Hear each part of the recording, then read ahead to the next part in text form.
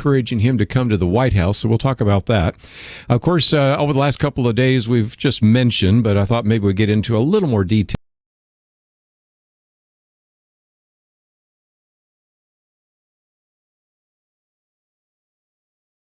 And all sorts of other issues, which leads to the bigger issue that I think we will focus a little more time and attention on. That is Ben Carson, because that particular issue with Donald Trump led to Chuck Todd asking a question of him about whether or not he could support a Muslim for the presidency, whether he'd vote for one for Congress, and those kinds of issues. And so you'll get a chance to hear that, and we'll talk about those issues.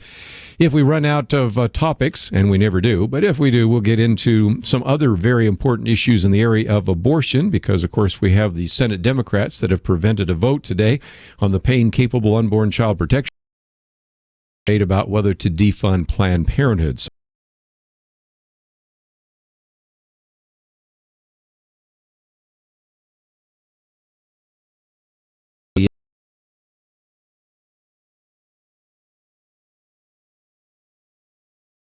To school with what he said was a clock, but at the time didn't really answer all of the questions. Now, the difficulty we have with the story is the fact that we have laws, and I agree with the laws that cover and protect the privacy of minors. And so as a result,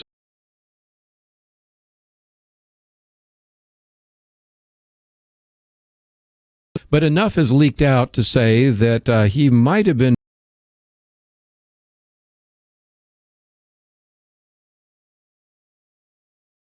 later on. The clock goes off in, I guess it was the English class. Imagine if it goes off and explodes. You can see why they began to be somewhat alarmed. Leaked out about him being kind of passive-aggressive or very evasive about his answers. And so then, of course, as an individual, he was taken off and briefly arrested and investigated. And, of course, now this has created a tremendous...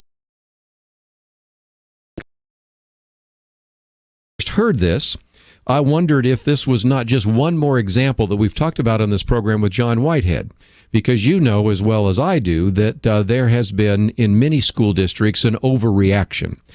Just Friday, I had my commentary was about a young girl that was told she could not bring her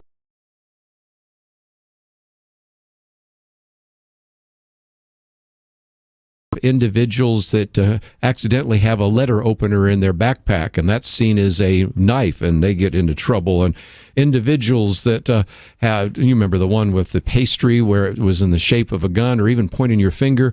I mean, we have had zero tolerance and sort of zero common sense. So you do sort of wonder if whether this was Anglo or Asian or Muslim boy, whether or not the reaction would be the same. The implication is because he has a Muslim. You have to go back and look at what he actually had. Now, of course, since then, we've figured out a little bit more about what he did. That is, it's not really a clock. Actually, what's called a pencil case. And you can go to Amazon, for example, and I've looked it up, and it's a Valtz locking pencil case. It's about 8 by 5, and then people began to say, you know, he didn't put this clock together. He just took one apart, and as they started paying attention to it, they realized what it was. It's an old Radio Shack clock, actually produced under the name Micronta, and if you want, it's catalog number 63756, so we know exactly what it was. And so it isn't exactly all that it was made out to be, that he was doing some kind of science project or that he was really kind of tinkering with electronics. No, as far as we can determine, he just simply took a clock apart, put it in this case. It looks really scary if you don't know what is attached to the rest of that case. And so you can begin to see that maybe the story isn't all that it's cracked up to be. Nevertheless, he gets a chance to go. Clock, Ahmed, want to bring it to the White House? We should. Great. And of course, since then, there's been a big flap about lawyered up. And the other day, they had a crowdfunding platform called Launch Good. $1,000 for this Muslim teen. The first day, they raised over $10,000 from about 200 backers, and the goal is to have $100,000 by the middle of next month.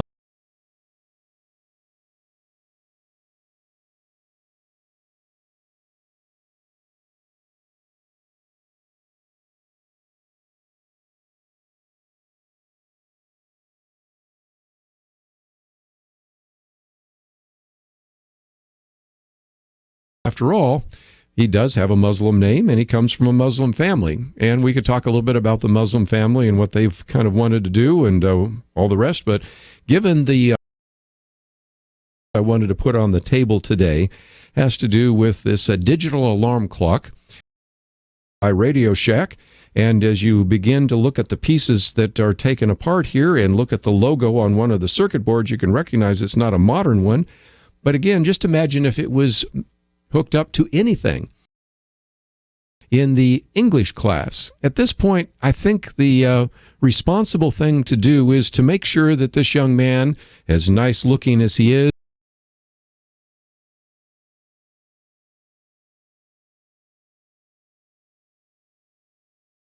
maybe thought that the best way to resolve some of the conflict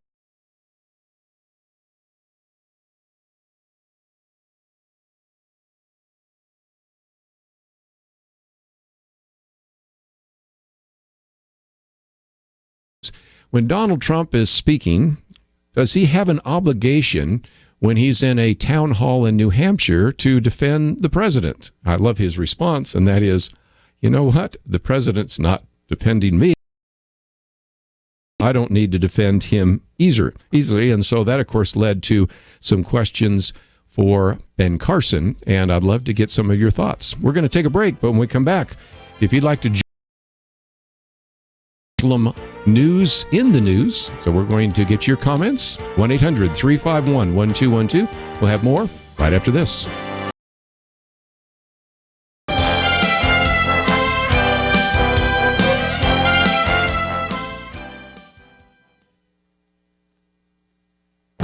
This is Viewpoints with Kerby Anderson. You know, ISIS is the world's most successful terrorist organization, but it is also the most mysterious. That is why Robert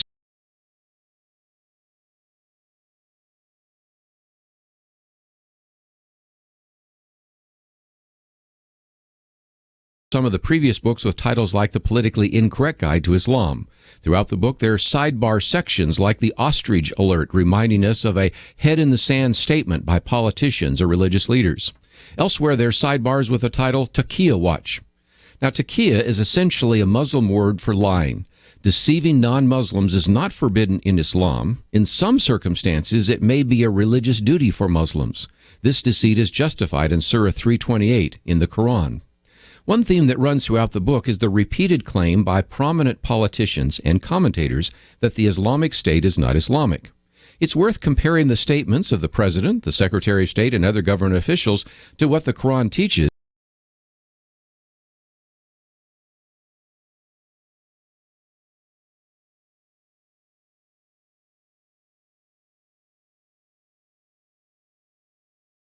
And any other passive category. We're also told that ISIS is not Islamic because the vast majority of the victims have been Muslim.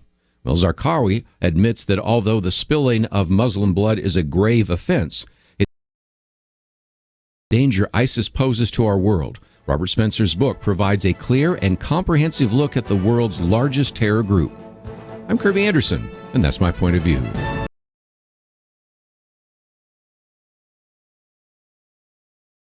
Information at 90minutesinheaventhemovie.com.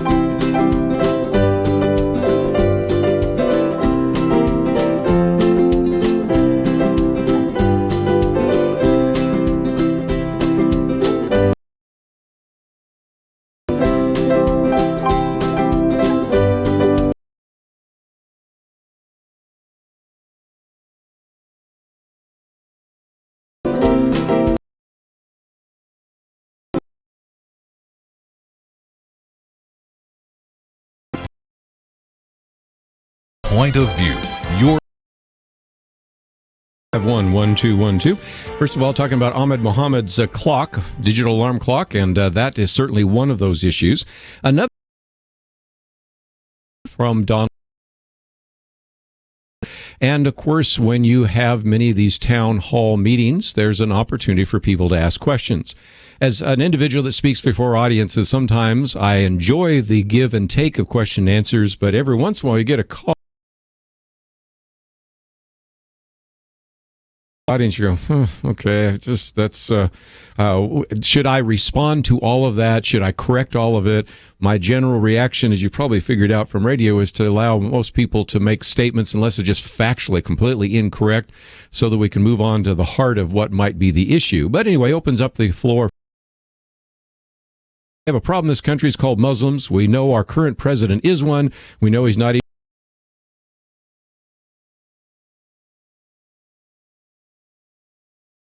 This is the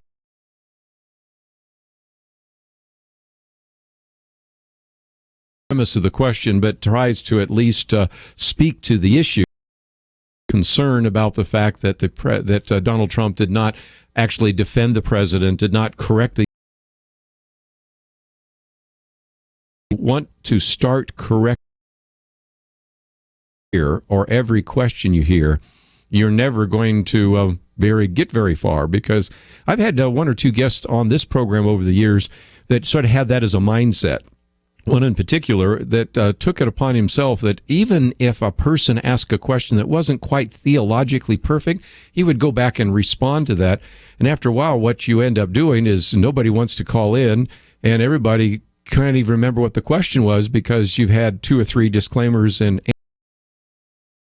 Donald Trump tried to do that, and of course they used that to criticize him for a while. And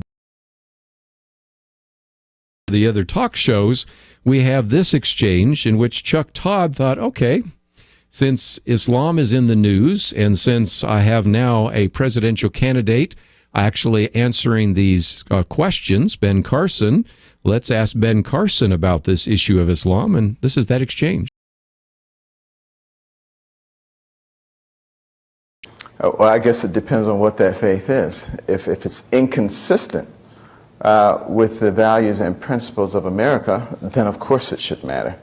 But if it fits within the realm of America and consistent with the Constitution, no problem. So do you believe that Islam is consistent with the Constitution? No, I don't. I do not. I would not advocate that we put a Muslim in charge of this nation. I absolutely would not agree with that. And would you ever consider voting for a Muslim for Congress? Congress is a different story.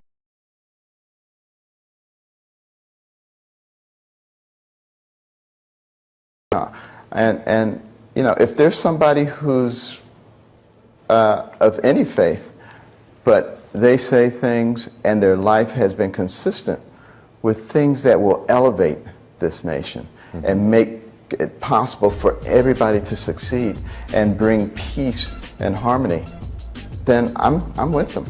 So again, that's just a little bit of the exchange. Again, that was on Meet the Press. And then, of course, the backlash. Lindsey Graham, for example, also running for the presidency, said that Carson should apologize to American Muslims. Ted Cruz reminded Carson that the Constitution specifies that there's no religion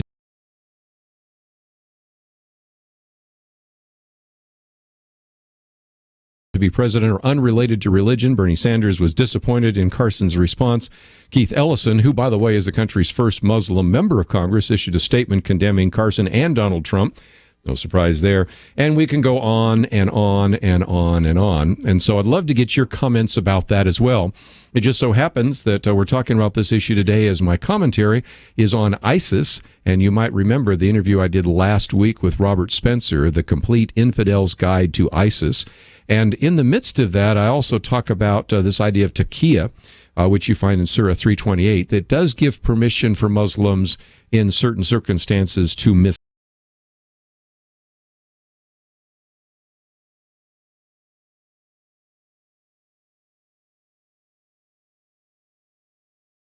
And so he's talked about you, and I'd love to get your comments about that. As many times before, have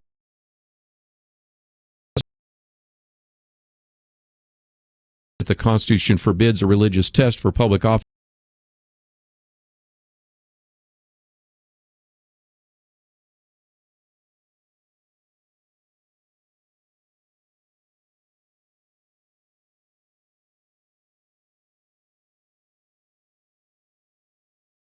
Candidate were a pious Orthodox Muslim, we would be crazy to do otherwise. It's hard to imagine, but let's say that a Sharia observant, devout Muslim were to enter the Democratic or Republican primaries this year.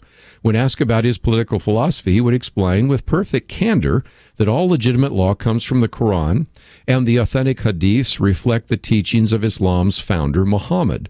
The moral laws contained in the infallible and unchangeable tenets of Sharia, those apply to every country in the earth at all time, and are subject neither to revision nor rational criticism. And so if you really held to that particular view of the Quran, and you believe that Sharia law is not only binding for you and your Muslim community, but that is something that you should establish as a universal caliphate, then I think your view would be different than the Constitution. That's what Ben Carson was trying to say. Now, again, was it smart for him to answer that? If you had that same question posed to somebody like Chuck Todd is, right now we taken the oath of office on a Quran, and that's Keith Ellison, and he's not hypothetical. That is an incredibly high, is irrelevant to the conversation.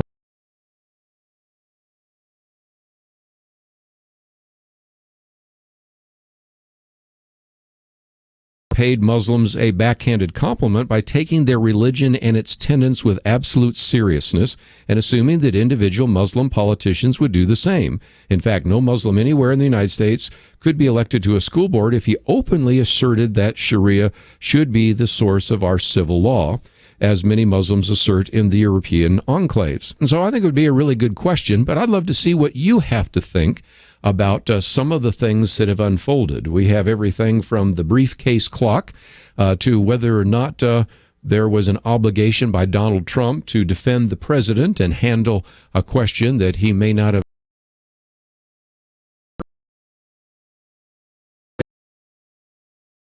down as he is doing, or whether he should apologize. And we can put on the table. So let's start taking those phone calls. We'll head out to Georgia first. Dwayne, what would you like to add to the conversation today? Yes.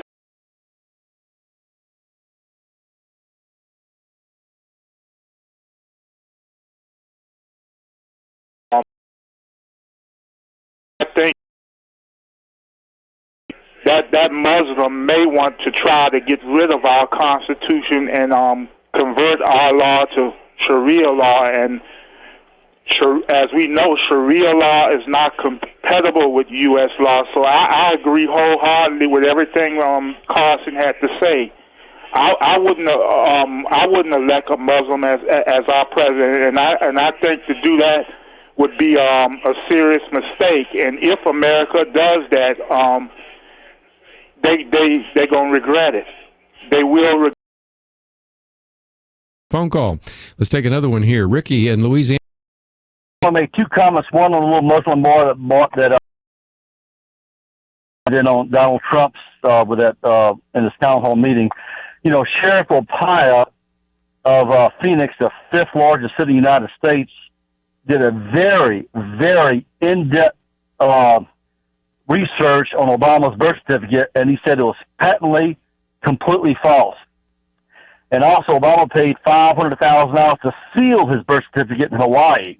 That was out of Soldier Fortune magazine, which they said is 99% factual.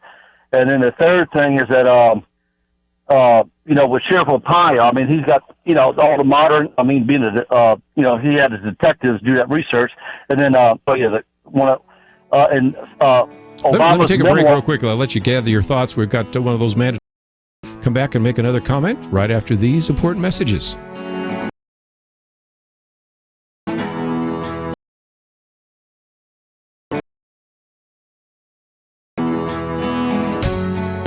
In 2015 hasn't exactly been a great year for the church in America. Some are saying the battle for the soul of the nation is over and we lost. But remember what the angels said right after Jesus ascended? Basically, they said, "What are you doing looking up?"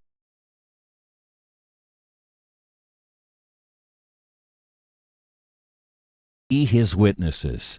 The church has faced many hard times, but God's not done with this world yet. It's critical that we know how to share what we believe and how to respond to the wrong ideas destroying people and our culture. What can you do? You can pray, and you can partner with Point of View. When you give by September 30th, one ministry friend will match your gift.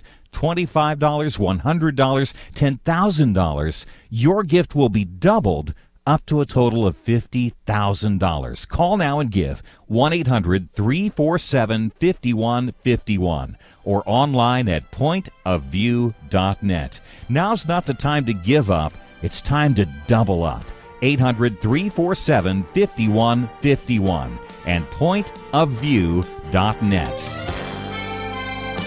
Point of View will continue after this.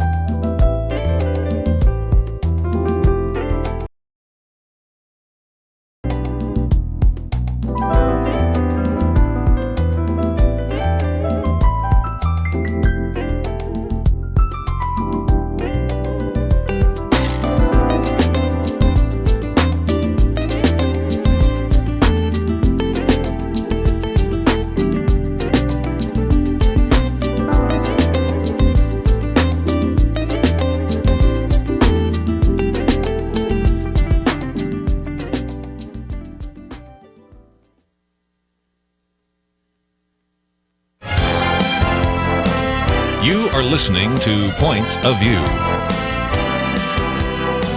The opinions expressed on Point of View do not necessarily reflect the views of the management or staff of this station. And now, here again is Kerby Anderson. If you'd like to join us, 1-800-351-1212, talking about some of the issues related to Islam.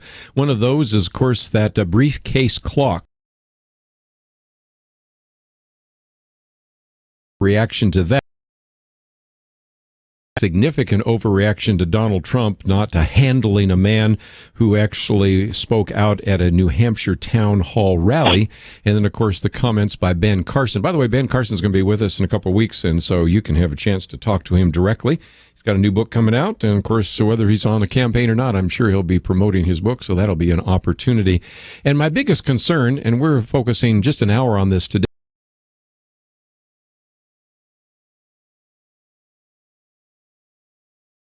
I've posted, the question no candidate will answer.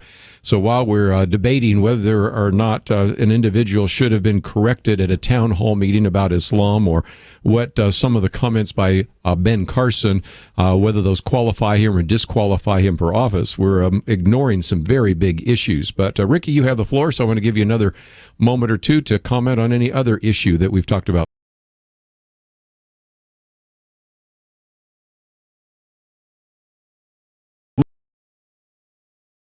Right before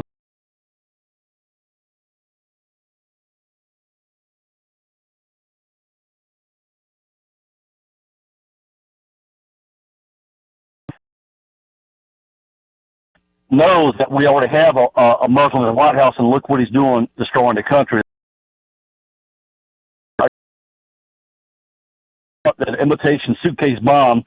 A lot of times these terrorists, they'll do a dry run to see what reaction that America has. And, of course, this reaction, and I predict, I hope this don't happen, but they're going to bring a suitcase bomb to school, and the teacher's going to be afraid to do anything because of what happened with Obama jumping on the teachers, the policemen, everything, vilifying them like, oh, you should have never did it. This poor little innocent Muslim guy that just brought what looked like a suitcase bomb to school, y'all should have never.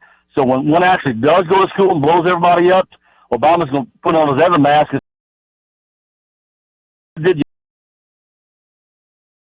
going to turn about face. So watch what's going to happen here, and hopefully it don't. I hope I'm dead wrong, but this little kid bringing this suitcase that looked like a bomb, all the wires hanging out and everything. That's exactly what he intended to look like, a bomb, to see what the reaction would be from the school officials, which we see what happened. So anyhow, that's my comment, Trevor. Thanks for all the good work you do, man.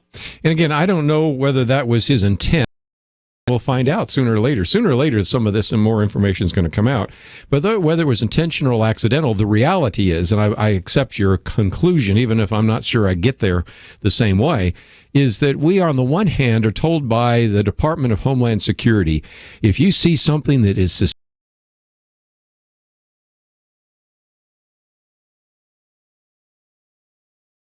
works right, you could be in a lot of trouble if you speak up. And so which message, America, do you want us to have? Do you sometimes rolled our eyes when we've had John Whitehead on this program talking about some of the disciplinary action that's been brought against kids who are not Muslim? These are because they had something in their backpack. They forgot that they had a Swiss Army knife, or pointed a finger and just were playing guns, but that was, a threatening action or some kind of trigger. And so we've got to ask those in a position of authority, do you want us to try to make the world safe? Do you want us to try to make sure that the classroom is safe? Or are we, in many cases, just overreacting? And I think a good example is that at first we wondered if see them and see that true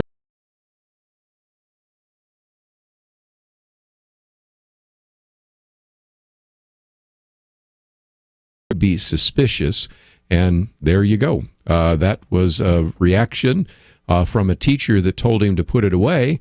He did. in the English class, wouldn't you want to dive for the under the desk in case you weren't sure what it was? So anyway, I think those are some issues that we can certainly put on the table. And if you'd like to join the conversation today, 1-800-351-1212. Let's head out to Missouri. KCMH. Don, what would you like to add? I just have a comment concerning the comment Dr. Ben Carson made. Anytime you appoint someone to a position or elected official or anything, you're wanting that person to be in line with the organization's mission or vision. To me, appointing a Muslim to the President of the United States would be like appointing a pro-abortion activist as the head of a pro-life organization. It's opposite of their beliefs. And America is all about freedom. And, I just don't see that in the Muslim religion at all. So, that's my comment for today. Well, again, I think you have to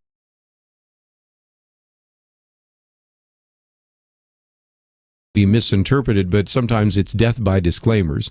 You've heard me many times say I don't want to paint with a broad brush. I want to say all Muslims do this, but I do want to say that those who accept Sharia law take a literal interpretation of the Constitution.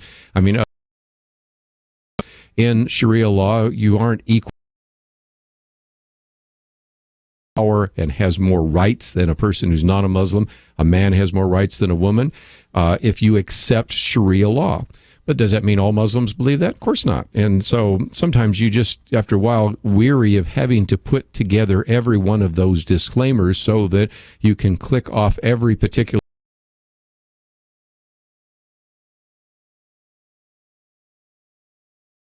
criticizing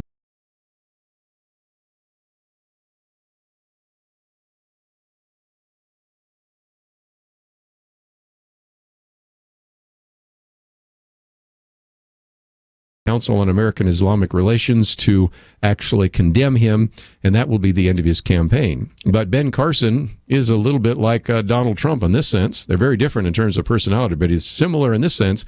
He didn't back down. He doubled down and is not backing down and has been explaining that ever since and has used this as an opportunity to say, it really is.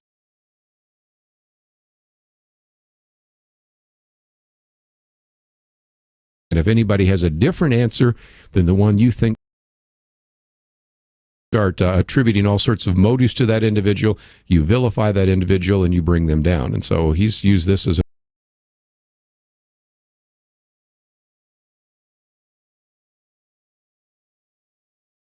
the conversation today. I would like to Ben Carson for speaking the truth, and I have to just say that having read the book Infidel and another book researched by O.C. Custer, that it would be not in America's best interest to elect anybody who believes in Sharia law, and even if you were a middle-of-the-road Muslim, let alone a radical Muslim, because the radical Muslim has said that we are the enemy. America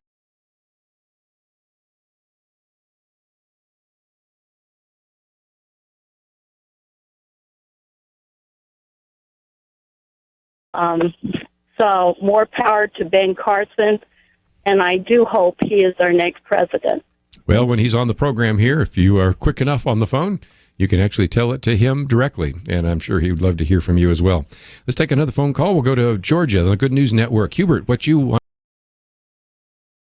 Hello, Kirby. I thank you for taking my call. I enjoy listening to you. Thank you. And hearing your comments. I just wonder what would happen if a white American student boy was to take a piece of pipe, plastic or metal, to school if it was just empty and nothing in it. Somebody, man, I do believe. I bet if it was taped on both ends, there's no doubt that he would be arrested because they would assume it's a pipe bomb.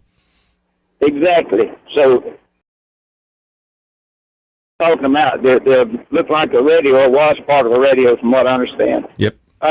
It could just be opening, get their foot in the door and making everybody afraid, especially with Obama praising him and wanting to take him to the White House and raising money and such.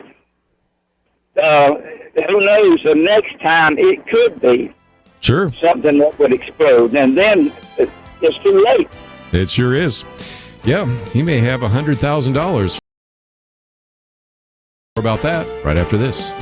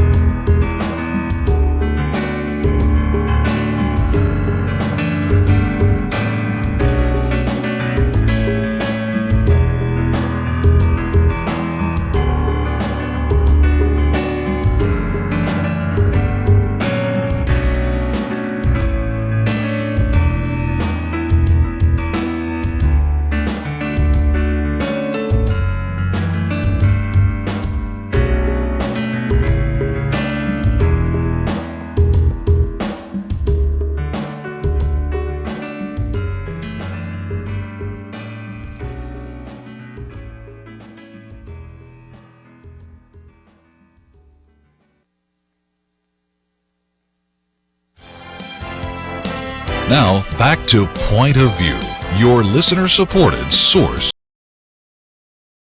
Questions and comments about certainly a number of the stories that have been in the news. But I thought I'd mention just for a minute, one of the articles I posted is the question no candidate will answer. And while we're spending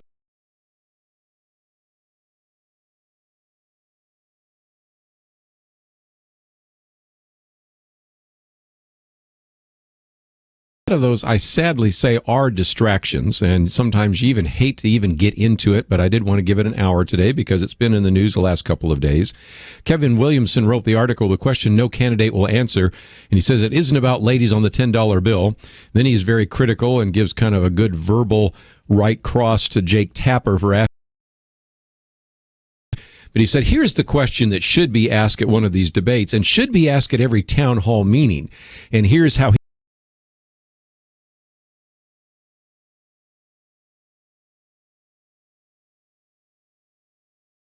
constitute about 80% of all federal spending, and given that we're not going to cut non-defense discretionary spending to zero, there is no mathematically plausible way to balance the budget without, number one, cutting spending on Social Security, Medicare, Medicaid, and other national security, and or two, raising taxes. So what's it going to be? Spending cuts in popular programs, higher taxes, or deficits forever? And then he adds, and before you give the answer, I'd like you to know that standing behind each of you is a man with a taser and instruction.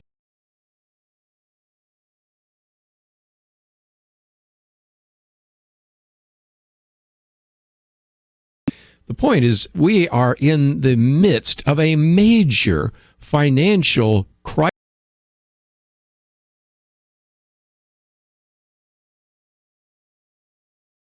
And these problems deserve time and attention and discussion.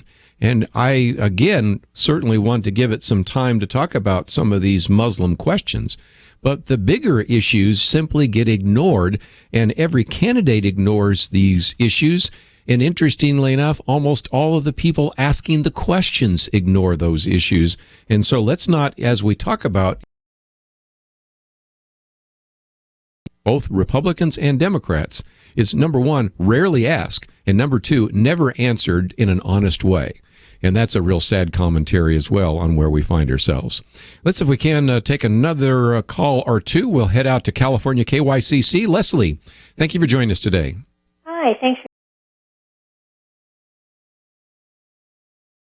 for forgotten that we have already voted anti-Muslim to office, President Obama.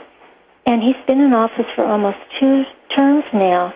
He claimed to be a Christian, and he is anything but a Christian. America, I still believe, is the greatest nation in the world. And Americans, I think, are the kindest, most fair-minded people in the world. But Americans are also so gullible. Under no circumstances should we consider placing a Muslim in office, especially to the office of the presidency of the United States of America. And again, it was a hypothetical question because no one is running now.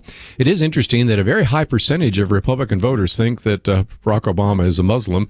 I've always said on this program, you've heard me say it many times, if he is, he's a really poor one.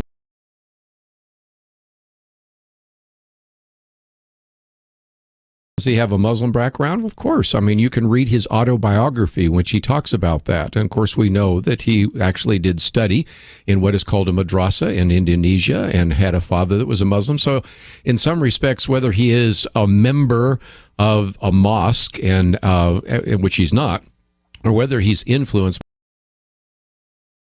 issues, and that's, of course, I think another reason why that question was asked of Ben Carson by Chuck Todd. But let's take a few more comments real quickly because I don't want to run out of time. If we can give as many of you a chance to join the conversation. Kirby, how you doing? Good. I don't even think it's a question of having a Muslim in office or not. It's what about if it's a Christian or not? I mean, we know we're in the end times. We need somebody that gets their guidance from God, not from man. I don't care if they're an atheist or whatever. Somebody's, there's whoever they get their guidance from, it needs to be from Jesus, not from a man, not from politics, not from policies. And why don't people get that? It doesn't make any sense.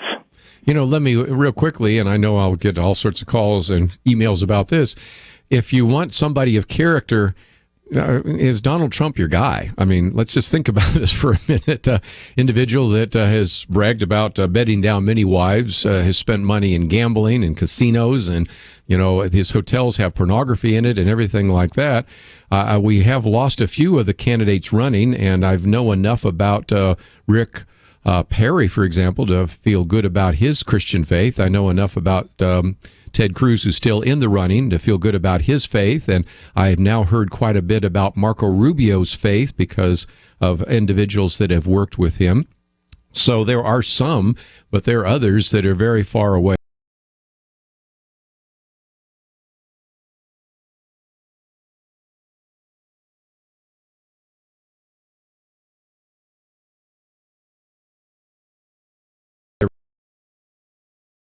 person of integrity, a person who is right on all of the issues, a person who will also appoint people that are like-minded to those cabinet offices, which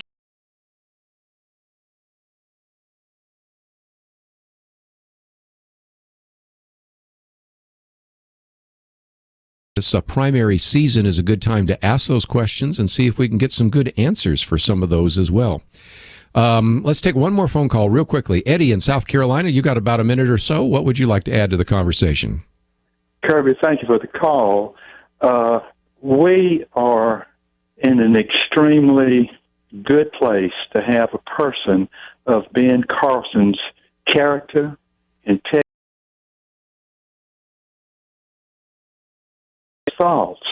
his innermost thoughts, and he's condemned for what his thoughts are. We're way off base. But my next question, where were they when 9/11 was bombed? Where was Kareem Abdul-Jabbar to stand and condemn the Muslims for attacking America? Where were all these Muslim people when we were being attacked, physically attacked? They said nothing. But yet they go condemn. That's our whole basic belief. We have freedom of speech. You might not like what I have to say, but I condemn it. But don't tell me that I've got to town clerk or anything else. You know, we're way off base. We are fortunate to have. I won't even speak to Donald Trump. I won't speak to the little guy that brought the clock. But we are very fortunate as Americans to have a person of Ben Carson's character speaking on our behalf. Well, I've had a chance to share a stage with him, and I'll say he certainly is a man of integrity. And I love getting to know his wife, too, because I have found that that's another issue. Again, one of the things that we raised a while back here with even Scott Walker is his wife was not pro-life. And so I think you recognize that the wife is very important who the candidate, or in the case of Carly Fiorina, the husband is. You better get to know a little bit about them as well. And so not only a man of integrity, but really appreciate his wife as well. I would say the same thing about Ted Cruz and his wife Heidi and some others. And we're just out of time in this hour. We're going to change topics. I would certainly encourage you to join us tomorrow. Tomorrow is our anniversary program, 43 years, and if you haven't visited our website, we're encouraging you to call in tomorrow and talk a little bit about how Point of View has made a difference, and we'd love to kind of have an anniversary show and hear from you.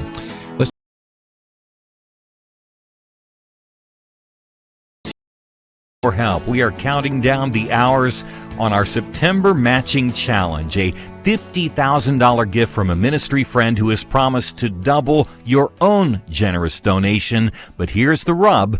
If you don't give, there's nothing to match. Please, whether it's $20 or $2,000, we need to hear from you before the 30th is over. A few more days. Call now. Give generously. 1-800-347-5151 or online at pointofview.75151 and pointofview.net. From Provident Films and Affirm Films comes War Room.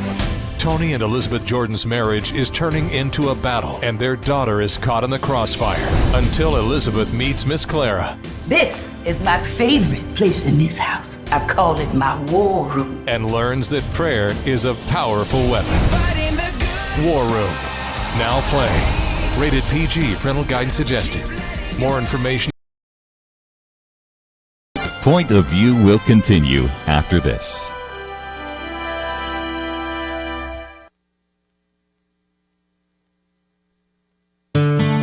I just thank God for y'all. I listen to you every day, truly. I wanted to thank y'all for everything you do each day to inform Christian families and our community about the things we can do, and just the way you're so informative. I listen to you daily and love you guys and appreciate you so much.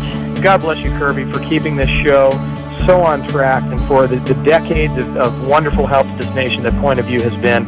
We're all big fans of your work, and we pray that God will just prosper it. As a Christian, over the years that I've followed this program, I'm constantly challenged to be on guard and to evaluate what's going on, and if for no other reason, to protect the caliber and the truth of your programming, I need to participate and to hear, to view, and to be a part of.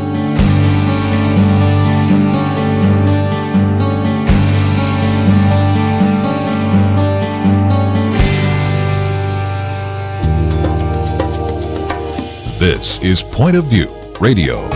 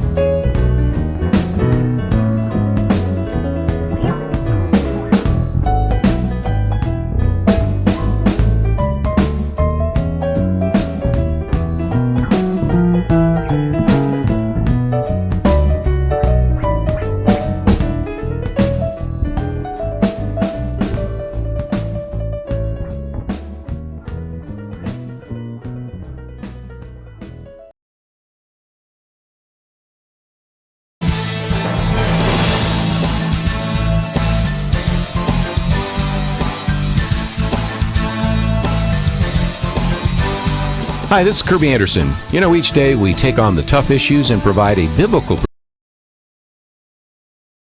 theology, prophecy, creation and evolution, intelligent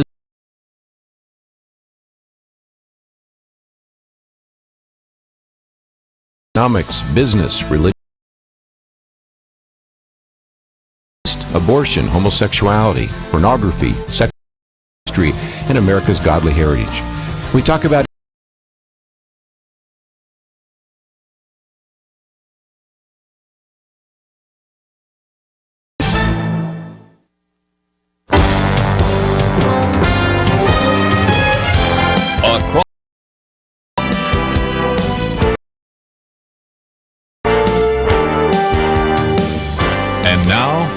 Kirby Anderson. Second hour today, we're going to spend some time talking about how to write.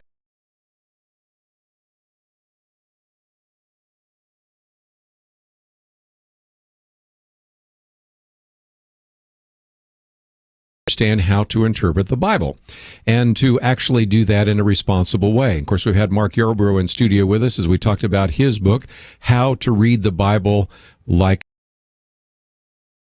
New.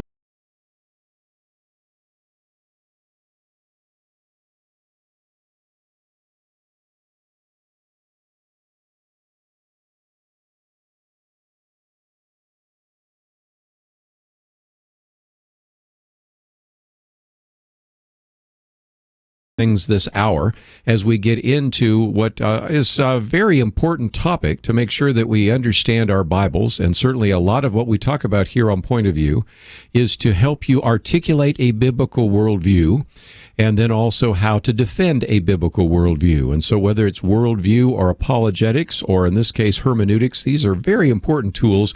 And I think you might want to the list that we are going to create. This book is written by Dr. David Croteau, and he is professor of New Testament and Greek at Columbia International and School of Ministry there in Columbia, South Carolina. In the past, he has taught at Liberty University and has his PhD from Southeastern Baptist Theological Seminary, and certain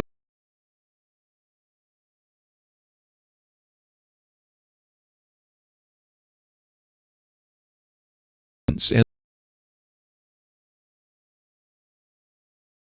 urban legends in the New Testament, as you'll find out as we get into the book. David, thank you for joining us today here on Point of View. Thanks for having me on, Kirby. I really appreciate it. Let's talk about that idea of an urban legend before we get into some of the biblical ideas, because there are ideas that people believe and they're convinced that they're true. But then when you begin to investigate them, whether they're in Wikipedia or whether they're in somebody's book, they turn out not to be the case.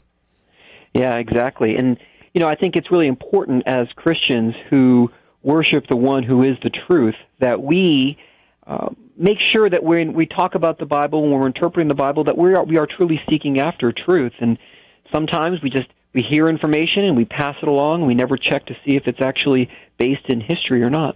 Well, and again, you point out in this book, Christians, but there's some of these where you and I both could say, I've heard countless sermons, whatever example you want to use. Some of these are told time and time again, and as a result, they do have a life of their own, and even mature, educated Christians accept the premise of that and actually perpetuate some of those, if you will, urban legends in the New Testament. Exactly, and that's why I wanted to write this book, is because, you know, New Testament scholars, most of the conclusions I reach in my book, we've come to talk about today, kind of a standard understanding of what's going on in the passages, but for some reason, those conclusions haven't trickled down into the pulpit.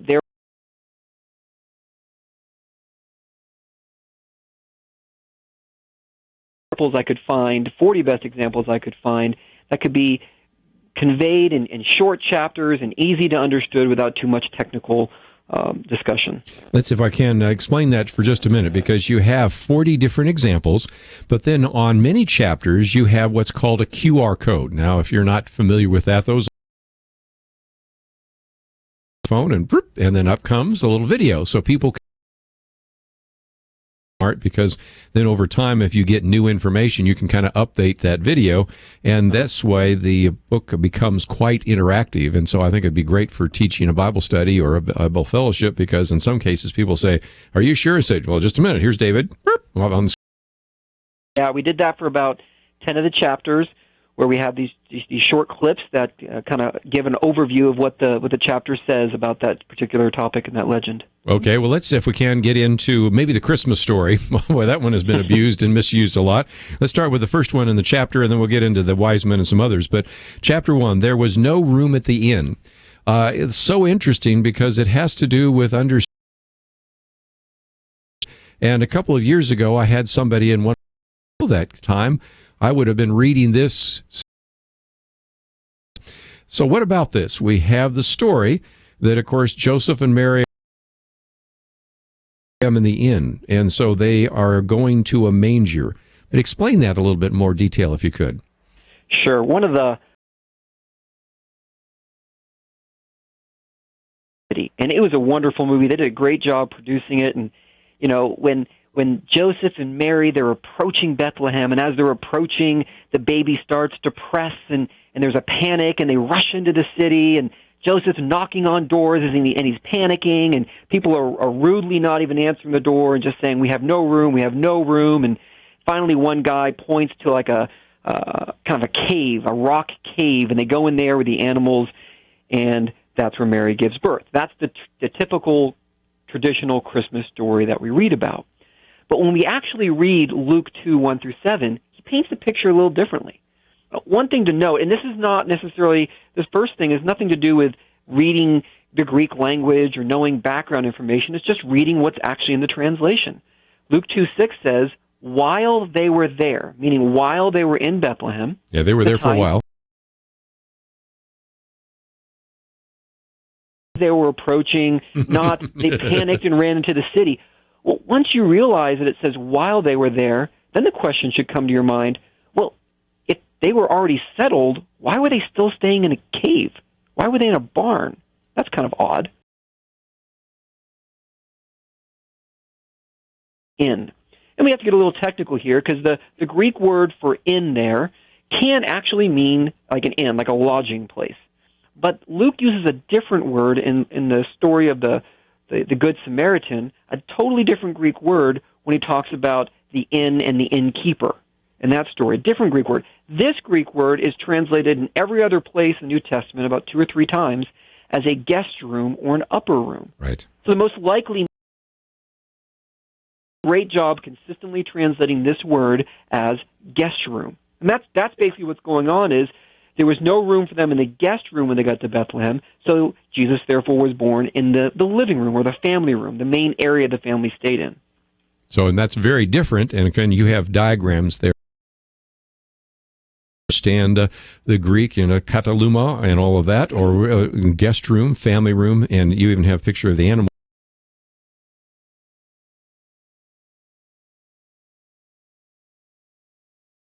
Take a break. When we come back, though, we'll ask how many wise men were there? When we've done the Christmas quiz over the years here, and so people have maybe been a little more sensitized to that one. But after all, we sing, "We three kings of Orient are." Well, were they kings? Were there 3 of them? And were they from the Orient? And then we'll move on to some others. But since we were talking about the Christmas story, I thought I'd add one more out of the Christmas story, and we'll do that right after these important messages.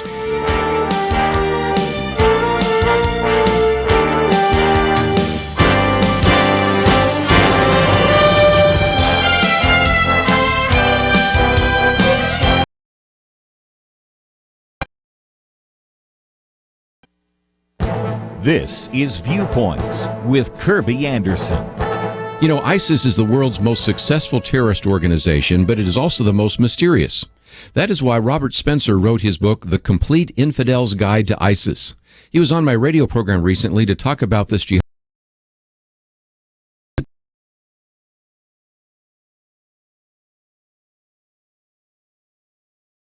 Incorrect guide to Islam.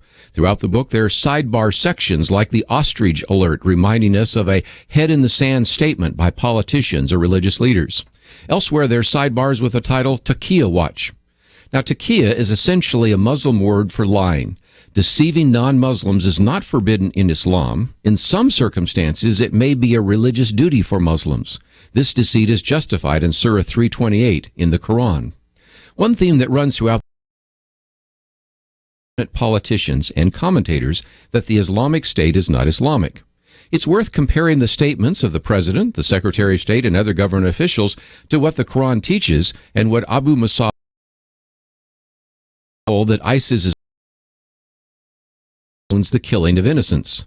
Zarqawi taught that the goal of jihadists could include the killing of women, children,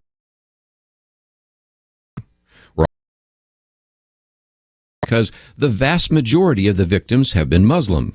Well, Zarqawi admits that although the spilling of Muslim blood is a grave offense, it is not only permissible, but mandated.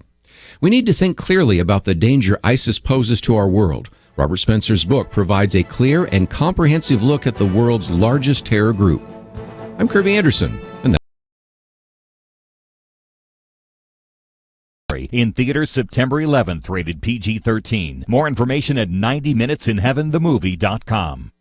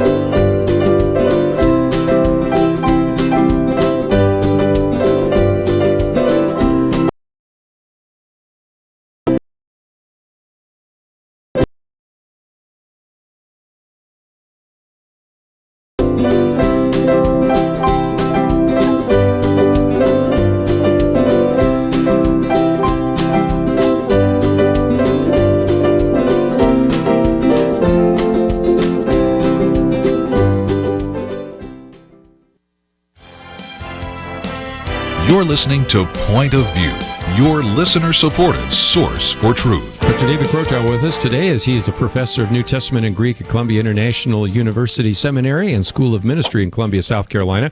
Previously, of course, taught at Liberty University and talking about his book, Urban Legends of the New Testament, 250 pages published by Broadman and Holman, also has QR codes so that you can watch some of the video. And I know we have quite a number of people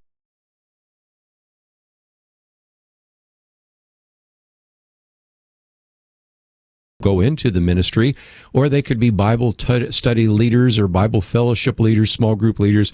This would be a fun book where you could take one a week, for example, since you have 40 of them. It would take almost an entire year to go through that. Or if you're a pastor, I would highly recommend you get that book and put it on your shelf and check yourself every once in a while so you're not repeating one of these urban legends to your entire congregation. So before we took a break, I mentioned the Christmas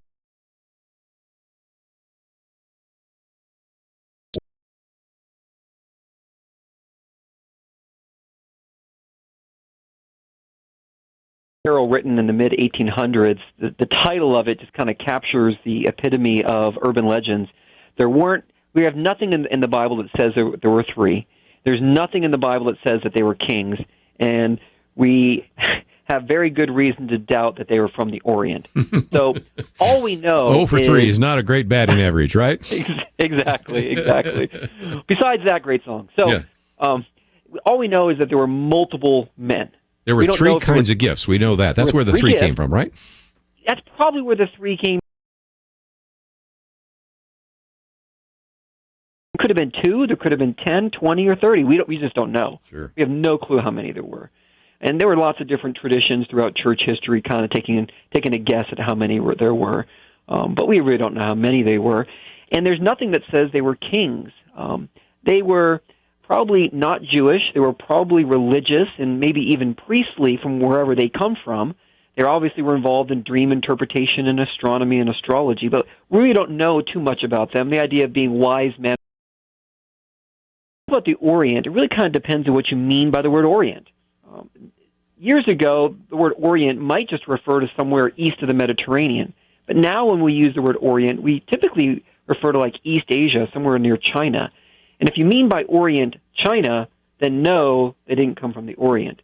The three most likely places they came from would be Persia, Babylon, or Arabia.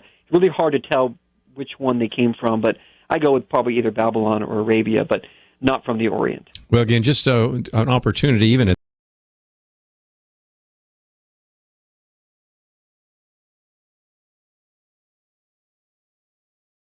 Jesus as a young child and then older. And the argument is, well, he was a carpenter. And I hate to completely shatter everybody's image of Jesus. But again, this comes back to understand at that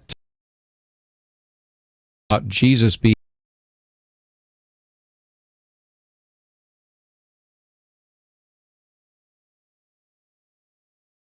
what that word means and how that might be more accurately translated. Yeah, in Mark 6:3, we see that Jesus is referred to as a carpenter in basically every Bible translation I've looked at. And the Greek word underlying that, tekton, actually refers to a builder, someone who built things. And when you build something, you would use wood, sure, but it was actually a way more general term. So it would include using metal, like a smith. So really, it's the idea of a general contractor, someone who would build things. And when we look at first century Israel, the material of that culture was really a lot more stone than yes, it wood. was. Yeah.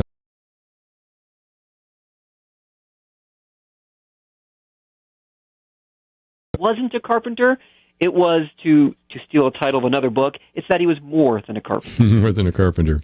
Hey, while we're talking about some other books, especially get into some of these issues of dating the Gospels and the life of Christ and others, is the chronological aspects of the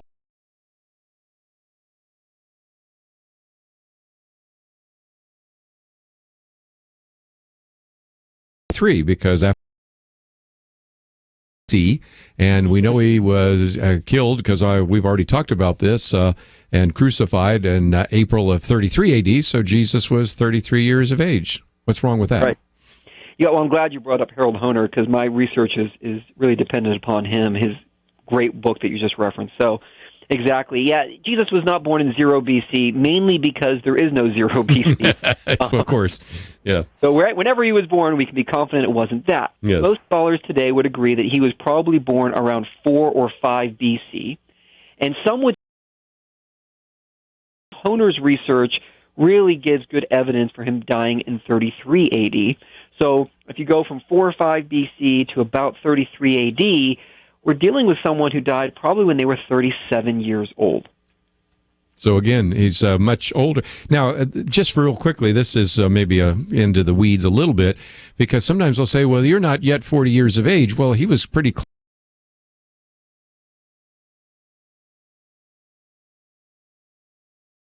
That he may have been a few years, right? Exactly. And the discusses Jesus' age. He says he was about 30.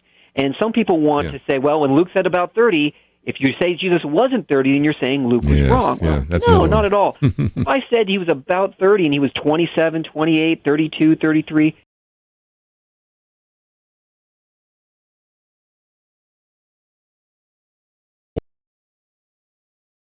books written on it, and this is not necessarily the focus there. But just before we take a break, and by the way, I will take some phone calls in just a few minutes in case you want to address those. Let's take one that has even more significance, because some people might be right now, David, thinking, well, okay, this is kind of helps my biblical knowledge, but one, do not judge others, because I have, if I have heard it once, I've heard it dozens of times, people saying, you're not supposed to judge, Matthew 7:7, do not judge, for you will be judged. And so again, the idea is that we should never make any kind of moral judgment. We should never use discernment.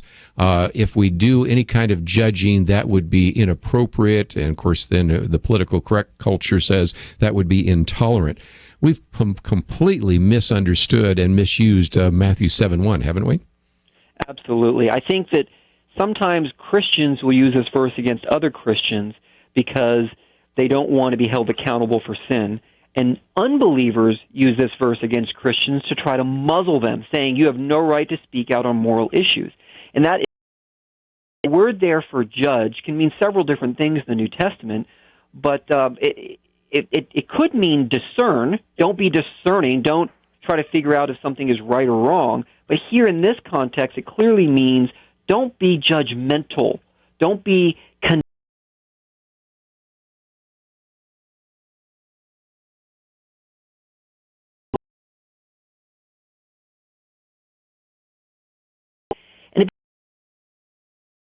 New Testament, the Christians are required to make judgments.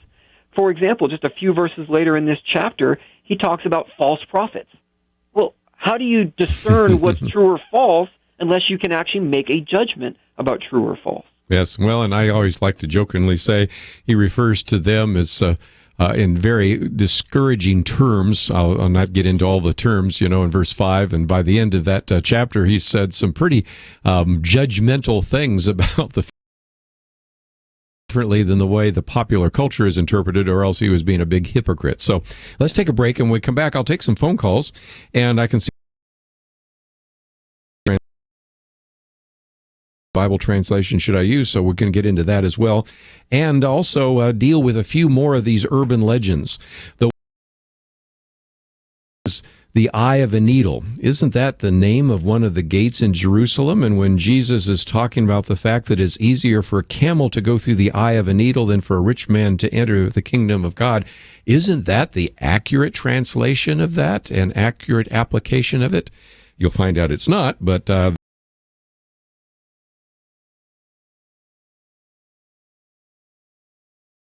been lots and lots and lots of pastors that have used that illustration.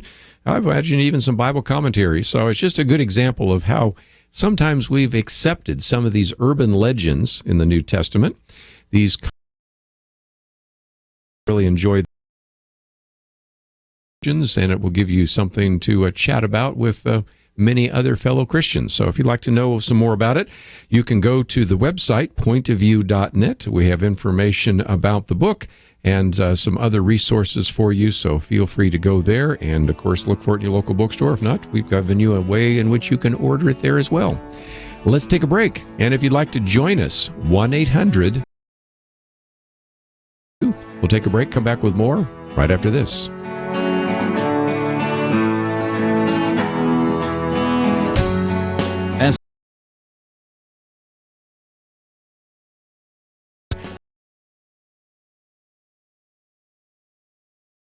You think about Elvis. The point I want to drive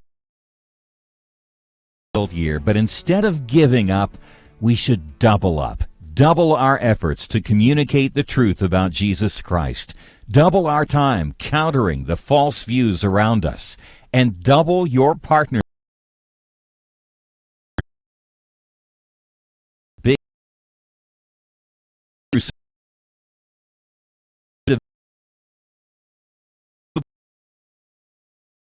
That I want.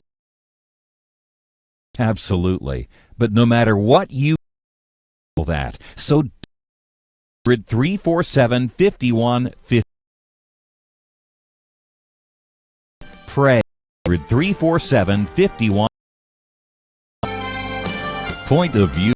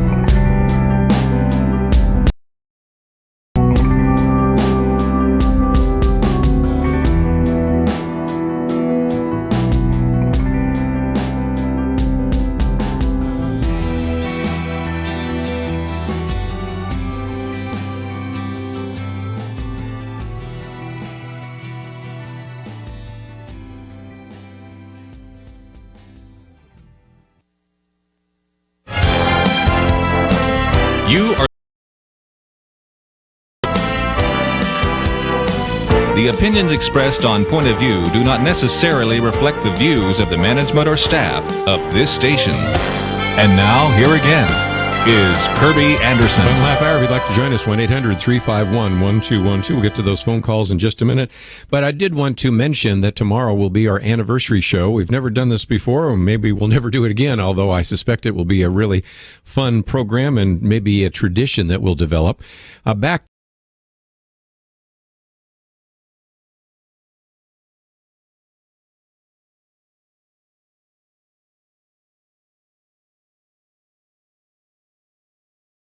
either a guest host or a co-host or now the host for 29 of those years, to have a special time, although we'll cover a little bit in the news, but most of the time you're going to hear from just some previous programs, some comments from Marlon and from me and from Penna Dexter and some others. We'd love to hear from you as well, your stories, maybe hear how Point of View has impacted you or in response. And we'll hear from a few people that have started pregnancy resource centers or Christian schools or whatever it might be. And we've had a chance over the years to meet some people as they're just beginning their career. I remember we had Michelle Bachman on when she was just a homemaker, long before she'd run for the state representative, as a state representative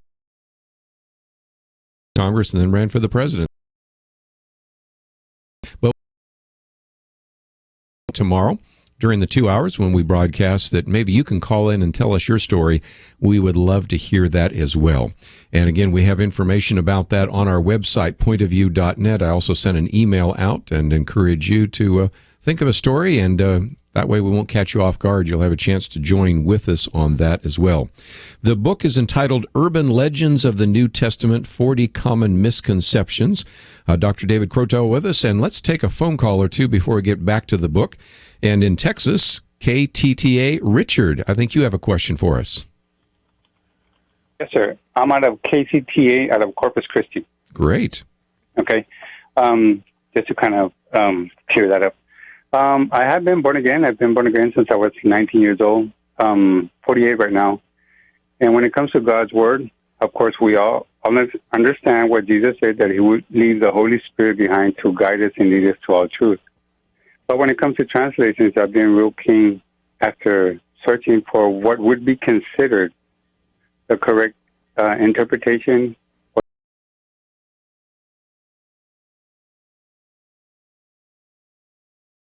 Question would be, I use the King James quite a bit. I do have other Bibles that I sort of go through every now and then, but most of it would be off the King James. Would this be correct for me to say that that would be not the best, but not the worst, at least the closest that we might have to the literal translation? Sure. And I'll go ahead and hang up and just listen in. Thank you so much. You've got a good question. Again, it's KCTA. And what we might explain, David, for just a minute, is the difference between, say, a word-for-word translation and a phrase-for-phrase translation, because when you talk about the ESV and New closest to the Greek, that would be very different than a phrase for phrase or even just maybe a paraphrase. Can you kind of explain that to him? Yeah, exactly. The are the ESV and the New American Standard. And that is one Bible translation philosophy approach to translation, is those two, the word for word. More kind of in the thought for thought idea would be the New Living Translation. But there are several translations that try to hit a balance between staying faithful to the original words of the Greek and Hebrew and Aramaic and trying to make it readable for people that speak English today and not in 1611. And those would be translations like the NIV and the Holman Christian Standard Bible. Now, to me, it's not really a matter of which one is best, because the five that I just mentioned, the ESV, the NAS, Holman Christian, NIV, New Living, they're all really good. And that's just a benefit we have of living in 2015 in America. We have spectacular Bible translations. So rather than saying use the ESV or use the Holman Christian, I would say own several copies of several different translations and use all of them in your study of Scripture. Now, the only issue with the King James is it's so old that our language, the English language, has changed through time. And while it was a great translation for 1611, it's not a great translation today because of the changes in the English language. That's one of the reasons why it would not be one of my preferred translations to use. And again, I would have to say that it also depends on what you do. Quiet time and maybe just want to see something, well, then maybe I would look at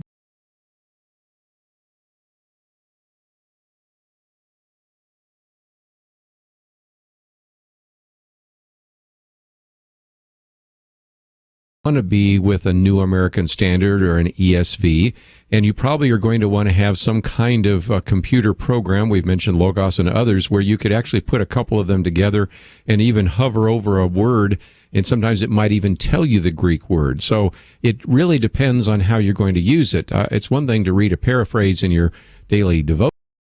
If you want to do an in-depth Bible study, there I want to get as close to the original language as possible. Would you agree? Gene Peterson himself would not be a fan of you doing that. I've heard quotes of him talking about that. So if you're going to be doing Bible study, use translations that are on different places on the spectrum. Use an NIV, use an ESV, use several translations if you're studying. If you're reading for your quiet time, use a good translation, but you don't necessarily have to use more literal ones. You're just trying to get the general idea of the passage. And the NIV and the New Living Translation are great translations for that. I would agree with you, Kerby, totally. Okay. Let's take another phone call, and then we'll get back into the book because we got some wonderful... Yeah, my question was when Jesus said to Peter that he would deny him...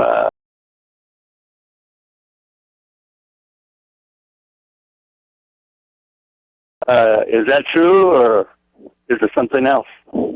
Yeah, there's a big question about, some say that when the cock crows, others say cock crows 3 times. This is sometimes seen as an alleged contradiction in the Bible. Any answer to that, David? Yeah, when we tell the same story from different people telling the story, it can come across differently, even though there's not a contradiction. I give an example in the book of a player for my favorite team, the hit 3 in one game, 1 to right field, 1 to left field, and 1 way out into the upper deck. And if you were watching that game and I told you he had a home run right down the right field line, you might go like, no, it was in the left field line. Well, we're telling the same story about the same game, but we have different perspectives and different things we're going to emphasize. And that's what we have in the Gospels, is we have one wanted to emphasize that it was 3, one just wanted to emphasize the idea of the denial. That's all we have going on there. Yeah, and really in Matthew, Luke, and John, it just says before the cock crows. In Mark, it says before the cock crows twice. And so, one is giving more specificity than the other. So anyway, that's a quick answer to that. And deal with alleged contradictions of the Bible or Bible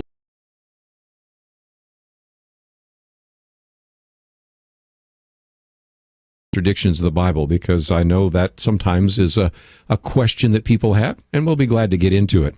But before we take a break, I'd love to get into this issue of eye of a needle, because you've had a lot of people say, well, when Jesus says it's easier for a camel to go through the eye of a needle, he wasn't talking about a camel and a needle. He's actually talking about a gate that was in Jerusalem. Is there any evidence for that? Yeah, this is actually my favorite, taken off like gang. And there is no evidence that there was ever a gate in Jerusalem called the Needle Gate whatsoever. There's no historical evidence. I looked in dozens of commentaries, and nobody has any historical information about that. I tried to trace back where this was invented from, and I couldn't. I couldn't find any old source or recent source that kind of invented it. But that talk about this passage, you see differences between Matthew, Mark, and Luke as they describe the eye of the needle. They're all using different words, indicating this is not a name of a place. Instead, this is just an example of hyperbole, intentional exaggeration to make a point. Yes. What Jesus is getting at is, it's a beautiful illustration, right? The camel takes off its gear, and it gets on its knees, and it bows its head, and it crawls through the gate. In order to be a Christian, you have to humble yourself. That's a great illustration, but it actually misses the entire point that apart from God, we can't become a Christian. Yes. And he's taking the biggest thing they knew. They've never seen an elephant or a dinosaur or anything like that. So the biggest thing they knew was what? A camel. Yep. What's the smallest thing they knew, since they didn't have a microscope? A needle. And big, small, I think you're there. Of course, a lot of people wonder whether or not the word rope is in there, but we'll leave that. Let's take a break. We'll come back and take on just one or two more urban legends of the New Testament.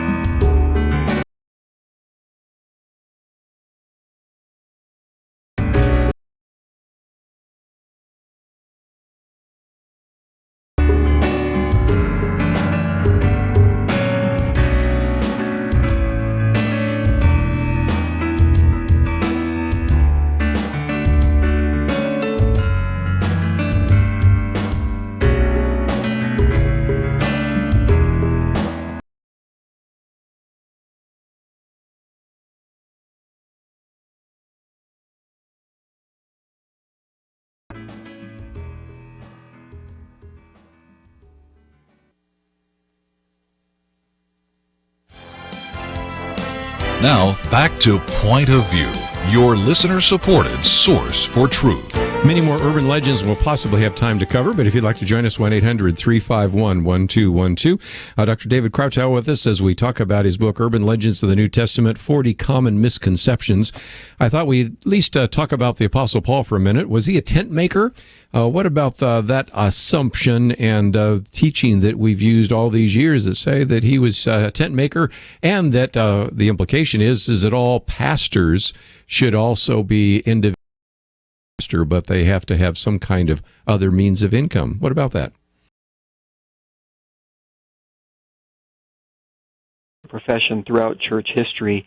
One person believed that he was a maker of bed cushions, as they were trying to translate the word that we understand as tent maker. Again, this is very similar to Jesus as a carpenter. It's not that Paul wasn't a tent maker. It's that the word that's describing what Paul did is more broad than the term tent maker would make you think. It actually refers to one who works with leather. So he was a leather worker, which would include tent making. So just like Jesus was more than a carpenter, Paul was more than a tent maker. Yeah, that's very good. Let's get into a couple of theological issues, because these are most important.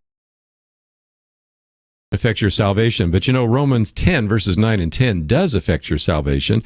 And in chapter 22, you talk about the, if you will, urban legend that just say you believe in Jesus and you will be saved. What exactly do we need to understand from one of the most important epistles, if not the most important?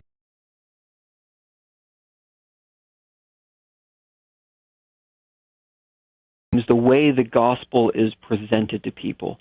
And I've heard people say, well, what's the gospel? And they'll say, well, believe in Jesus, repent of your sins. It's like, well, that's not actually the gospel. That's actually the response to the gospel. The gospel is the great story of God creating mankind sinning and therefore being separated from God, and Jesus coming to initiate a reconciliation with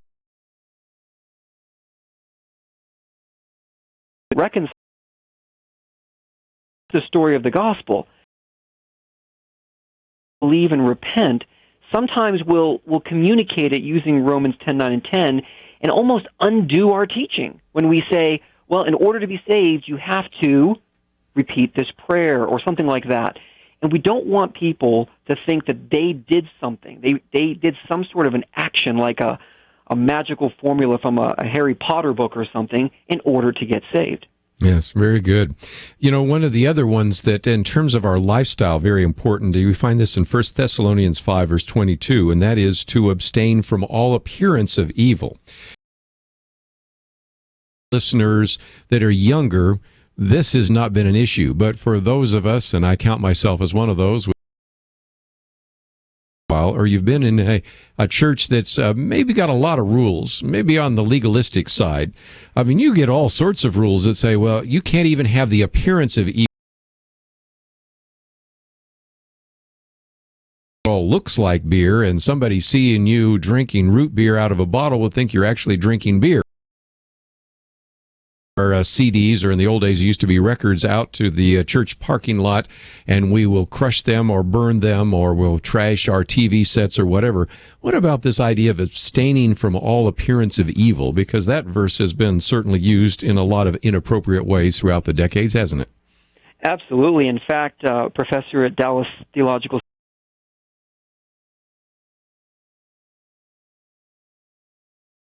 the new NIV done in 2000. It says in verse 20, 1 Thessalonians 5:20, do not treat prophecies with contempt.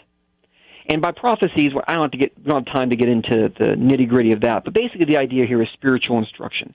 When you hear spiritual instruction, it's very easy to kind of push it off, especially if it's confronting something in your life. But Paul says don't treat it with contempt, and then verse 21 starts with a contrast. Test them all. Test all spiritual instruction.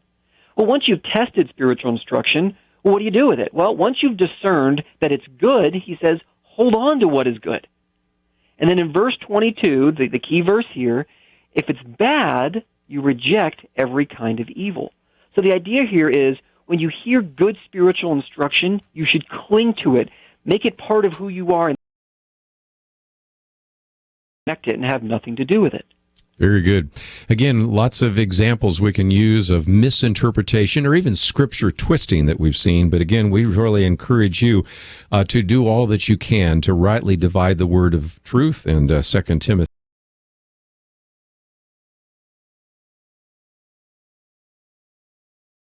have a link to your blog post, which is Slave of the Word. And so if people wanted to read a little bit more about some of the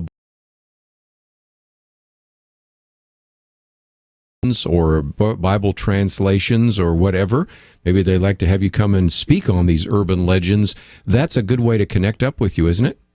Yes, absolutely. You can go to slaveoftheword.blogspot.com, and you can post questions there, and I will respond to those myself personally, or you can follow me on Twitter at DA Croteau. And again, we have some of that very easily for you, and it's on our website, pointofview.net. But just before we go, let's also talk about how people can use the book. I've suggested that our pastors out there listening right now really want to make sure this is on their shelf so that they don't end up perpetuating 40 of one of these common. Also be just a great little Bible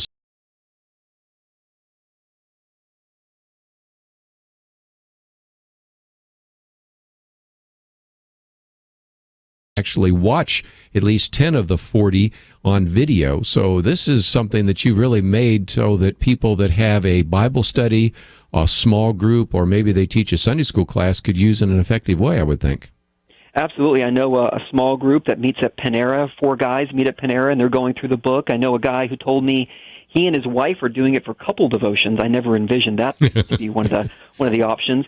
But I will start this Sunday at my church. I'm leading a small group through this material at my church, and we're going to go through 1 or 2 legends every week and talk about them and just kind of work through the passage. And really, Kirby, in the end, what I was trying to do is a covert book on hermeneutics or biblical interpretation. I think it's great. Just trying to inductively demonstrate how to interpret God's Word accurately. And that works sometimes. I've said, if I say over the next 6 weeks we're going to study systematic theology,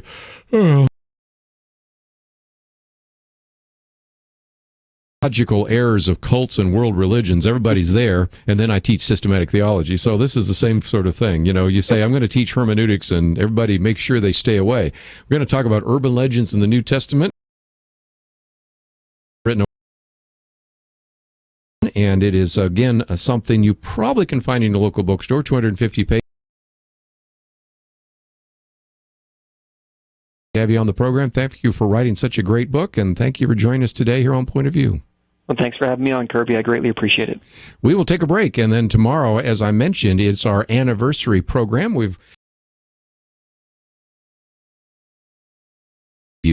And we want to hear from you as well. So be thinking about if you'd like to be something that has happened to you or some perspective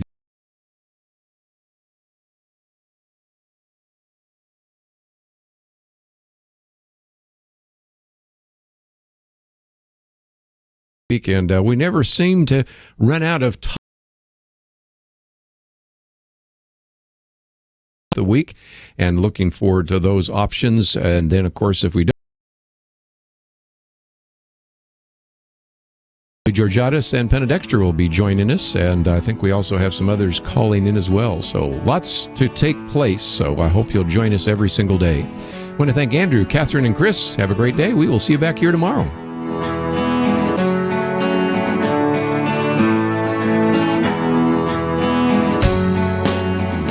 Point of View needs your prayers right now and your help. We are counting down the hours on our September Matching Challenge, a $50,000 gift from a ministry friend who has promised to double your own generous donation. If you don't give, there's nothing to match. Please, whether it's $20 or $2,000, we need to hear from you before the 30th is over. A few more days. Call now. Give generously. 1-800-347-5151 or online at pointofview.net. 800-347-5151 and pointofview.net. From Provident Films and Affirm Films comes War Room. Tony and Elizabeth Jordan's marriage is turning into a battle, and their daughter is caught in the crossfire until Elizabeth meets Miss Clara. This is my favorite place in this house. I call it my war room. And learns that prayer is a powerful weapon.